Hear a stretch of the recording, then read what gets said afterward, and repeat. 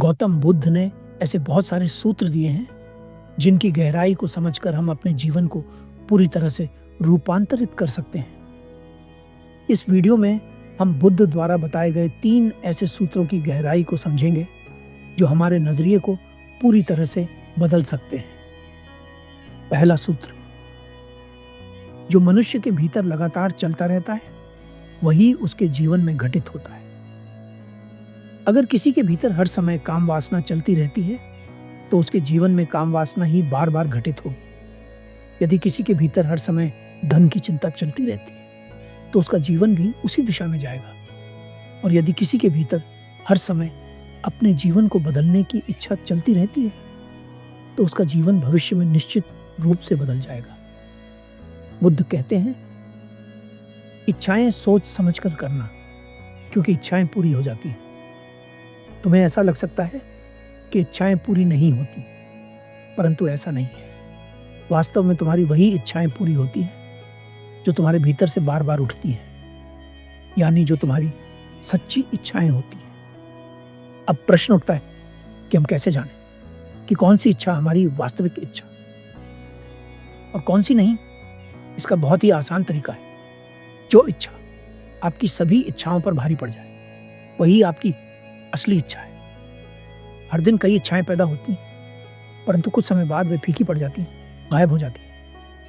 लेकिन जो असली इच्छा होती है वह लगातार हमारे भीतर सक्रिय रहती है। तो पहली बात जो इस सूत्र से समझ आती है, देखो कि तुम्हारे भीतर हर समय चल क्या रहा है। क्या सोच, क्या भावना, क्या इच्छा बार बार आ रही है, वही भविष्य तय करती है। दूसरा सूत्र,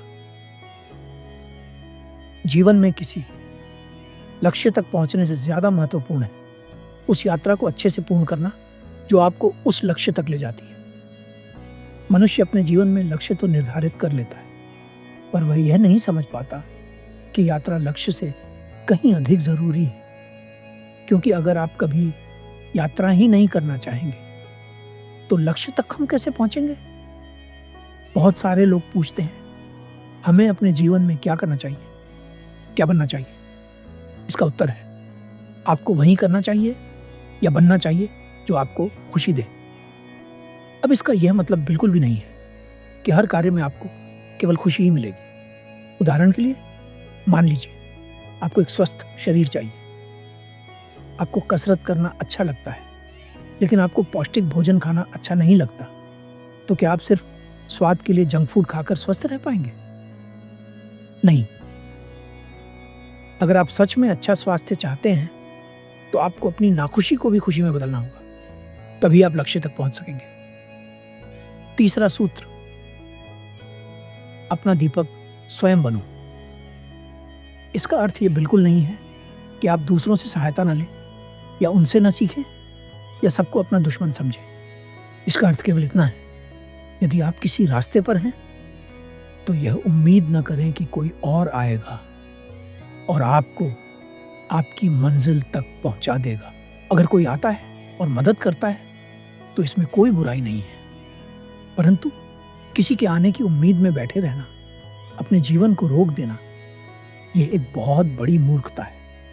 अगर इस सूत्र को और गहराई से समझें तो सच्चाई यह है कि हम कोई आएगा ही नहीं, और अगर कोई आता भी है तो वह शायद आपकी नहीं, अपनी सहायता के लिए आएगा। इसका मतलब यह नहीं कि दुनिया बुरी है या हर कोई आपका दुश्मन है। इसका अर्थ केवल इतना है कि इस संसार में हर किसी को अपनी ही चिंता है। इसलिए बुद्ध कहते हैं, अपना दीपक स्वयं बनो। इन 3 सूत्रों को अपनाकर हम अपने जीवन में स्पष्टता, संतुलन और आत्मनिर्भरता ला सकते हैं। धन्यवाद। यह कहानी उस समय की है जब गौतम बुद्ध अपने भिक्षुओं के साथ जैतवन में थे। बुद्ध की देशना में निरंतर ही ध्यान के लिए आमंत्रण था। सुबह, दोपहर, शाम वे बस एक ही बात समझाते थे, ध्यान, ध्यान और ध्यान। देशना का अर्थ आदेश नहीं, आमंत्रण होता है। एक बार बुद्ध के 500 भिक्षु बुद्ध का आह्वान सुन ध्यान के लिए तत्पर हुए। बुद्ध ने उन्हें ध्यान के लिए एकांतवास में भेजा। एकांतवास एक ऐसी भूमिका है जो ध्यान के लिए सहयोगी होती है। एकांतवास का अर्थ है संसार से दूर होकर प्रकृति की शांति में जीना। कुछ समय बाद वे दोबारा बुद्ध के पास आए ताकि ध्यान सूत्र को ठीक से समझ सके। गौतम बुद्ध जो सूत्र अपने भिक्षुओं को बताते हैं उसे आप लोगों को भी ध्यान से समझना चाहिए। बुद्ध कहते हैं एक बीज को उपजाऊ भूमि चाहिए, जल चाहिए, सूर्य की रोशनी चाहिए, हवा चाहिए, तभी वह बीज अंकुरित हो पाता है।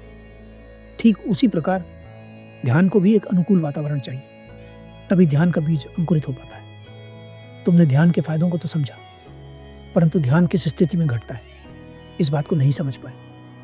तुमने प्रयत्न किया, पर प्रयत्न से ध्यान भला कैसे हो सकता है? तुमने विचारों को रोकने की कोशिश की, पर विचारों को रोकने से ध्यान कैसे घटेगा? बुद्ध कहते हैं सब संस्कार अनित्य है। जो कुछ भी है इस संसार में सब अनित्य है। यहाँ कुछ भी स्थिर नहीं। जिसने इस तथ्य को प्रज्ञापूर्वक देख लिया वह फिर किसी भी चीज को पकड़ने का प्रयास नहीं करेगा। यही आधार है। इसे ध्यान से समझो। मन का स्वभाव है चीजों को पकड़ना, और तुम्हें उस पकड़ से मुक्त होना है। सबसे पहले इस वास्तविकता को स्वीकारो। जब तुम इस भाव को गहराई से समझोगे तो तुम्हें एक सम्यक भूमि प्राप्त होगी जो ध्यान के बीज को अंकुरित करने में सहायक बनेगी। यही विशुद्ध होने का तरीका है। यही विशुद्धि का मार्ग है।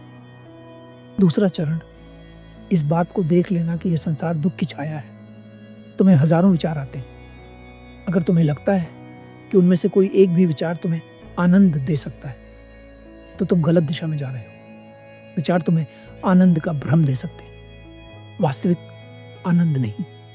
जिस दिन यह दिखाई दे गया कि यह सारा संसार दुख है, उसी दिन से दुख से मुक्ति की शुरुआत हो जाएगी। पर कमाल की बात यह है कि दुख कभी दुख बनकर नहीं आता, वह तो सुख का रूप लेकर आता है। और जब तुम उसमें फंस जाते हो तब वह तुम्हें भीतर से तोड़ देता है। तीसरा सूत्र, किसी शाश्वत नित्य की खोज में मत निकलो।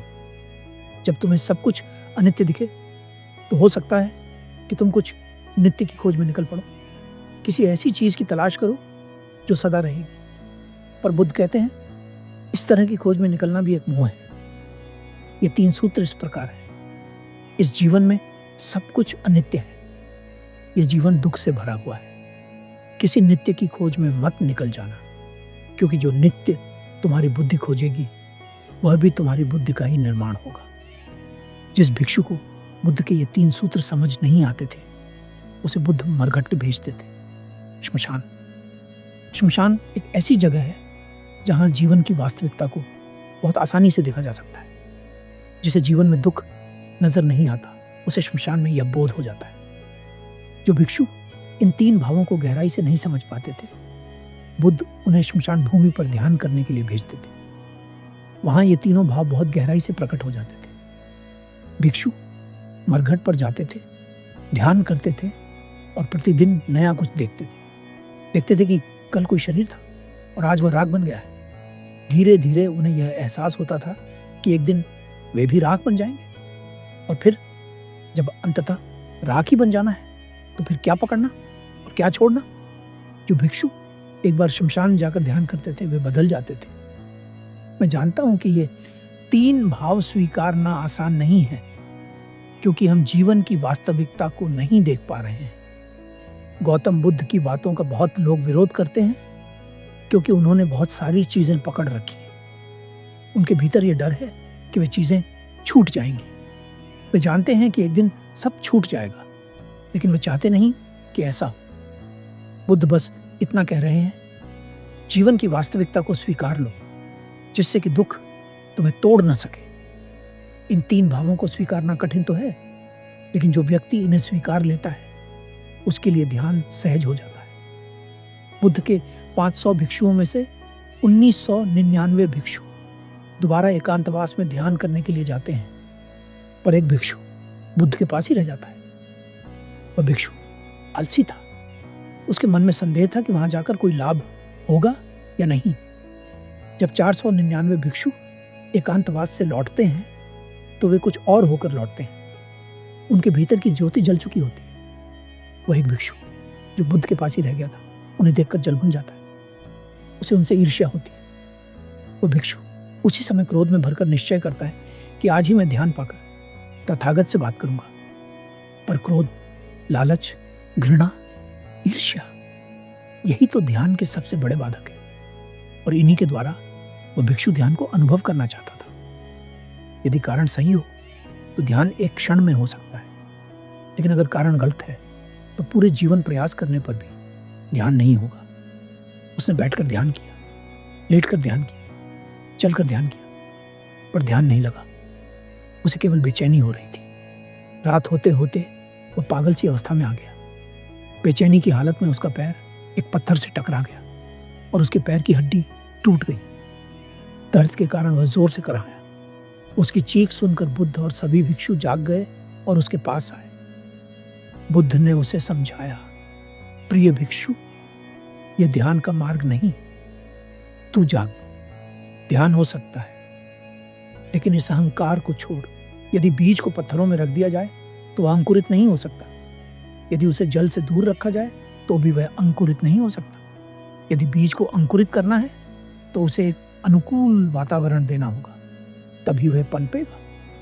दूसरों को ध्यान हो गया, इस बात से तुझे दुख है। दूसरों से नजर हटा, खुद पर नजर डाल। प्रतिस्पर्धा ध्यान का मार्ग नहीं। प्रतिस्पर्धा छोड़ और ध्यान के लिए सही प्रयास कर। इस भिक्षु की ही तरह ज्यादातर लोगों की मानसिकता होती है। वे हर चीज को प्रतिस्पर्धा में देखते हैं। वो भिक्षु आगे चलकर ध्यान को उपलब्ध होता है या नहीं, यह उसकी मानसिकता पर निर्भर करता था। पर क्या आपकी भी मानसिकता उस भिक्षु जैसी ही है?